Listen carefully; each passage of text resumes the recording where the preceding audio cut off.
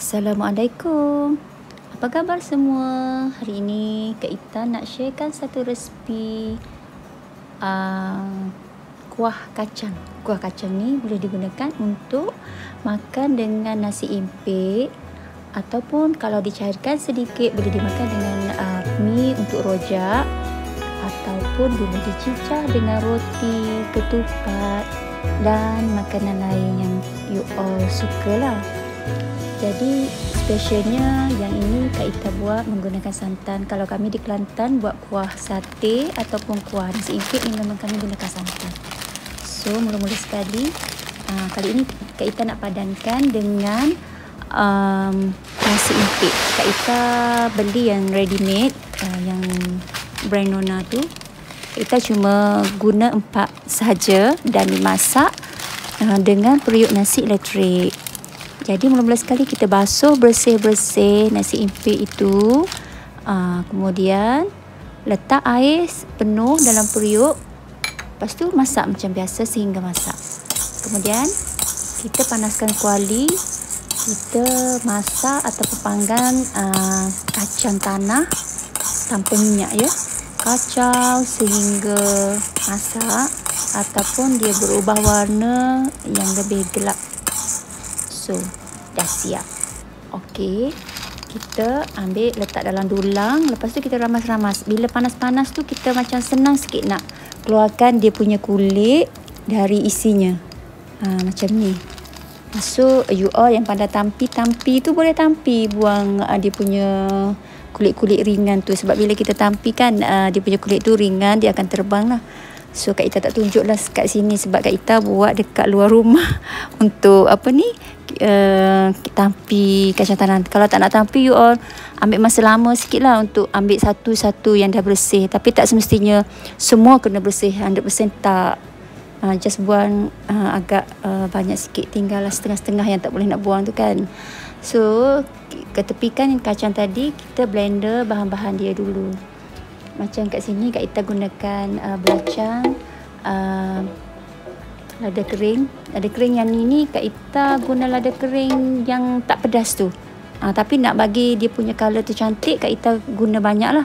Sebab yang tak pedas kan. Masukkan udang kering, belacang, serai 2 batang yang sudah dipotong, bawang merah, bawang putih dan juga lengkuas.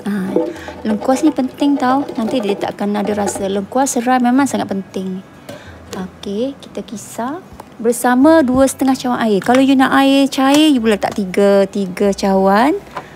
Tapi Kak Ita letak 2,5 cawan je. Kisarlah sampai halus. Kemudian kacang tadi kita masukkan pengisar. Kita kisar jangan lama tau, nanti dia hancur semua. Biar ada yang kasar-kasar juga kan. Yang halus tu boleh pekatkan kuah, yang kasar tu untuk rasa crunchy bila kita makan dengan nasi nanti. Okay. Panaskan minyak.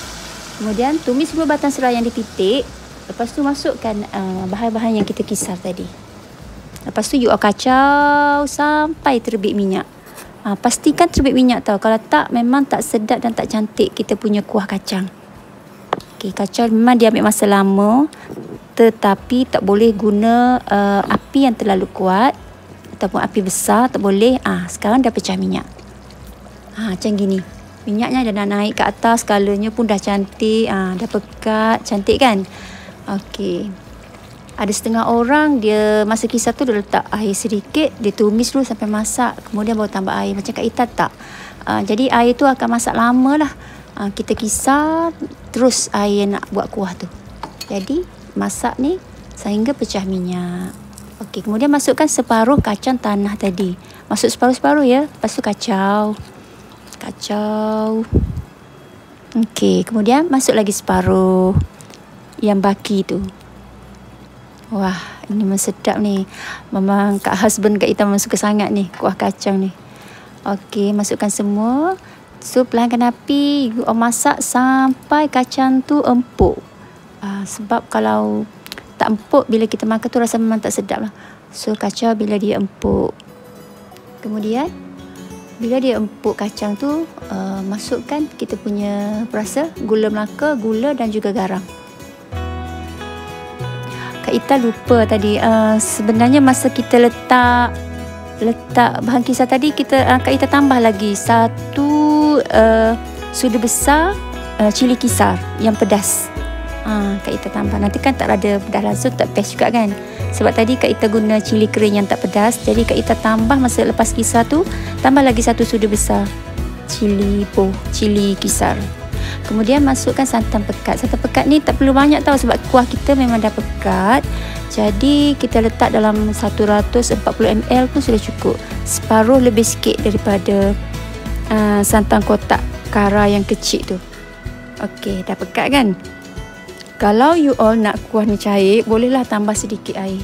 Tapi Kak Ita memang suka pekat macam ni, sebab husband macam kalau dia nak makan sate kan, dia macam lekat sikit dekat sate tu. Kalau cair dia macam kita cicah tu, dia jatuh kan. Ni taklah, kalau pekat tu kita senang nak cicah. Okey, kacau sehingga mendidih dan terbit minyak daripada santan tadi. Okey, ni sedap ni kalau makan dengan makan dengan ketupat daun palas, pun best juga. Ataupun buat kuah rojak mi rojak tu kan. Tapi kalau mi rojak kena cairkan sedikit lah daripada kuah ni pekat sangat. Okey, kacau. Sekarang dah nak masak kita punya ni. Nanti sesuaikan rasa lah ya. Nak masin sikit ke, ataupun nak manis lagi ke, ataupun nak pedas sikit lagi ke. Macam Kak Ita kat sini memang dah okey rasa yang menu resipi yang ada ni memang dah sesuai dengan cita rasa anak-anak dan suami. So you all jangan lupa tau, subscribe, share. Boleh follow dekat IG Kak Ita Rozita_92. Okay, ini dah siap. Boleh hidang bersama nasi impik untuk breakfast. Okay, kan cantik dia punya kuah tu. Cantik dan sedap. Jangan lupa you all follow atau IG Kak Ita atau subscribe channel YouTube Kak Ita. InsyaAllah ada masa nanti Kak Ita akan share lagi resipi-resipi yang Kak Ita ada untuk rujukan siapa-siapa yang rasanya berminat nak cuba, ataupun anak-anak Kak Ita sendiri. Kak Ita simpan kat sini untuk kenangan dan juga semoga ianya memberi manfaat. Kuah sate ini you all boleh buat untuk jualan nasi impit atau keraian atau jamuan untuk family, sahabat anda. Okay,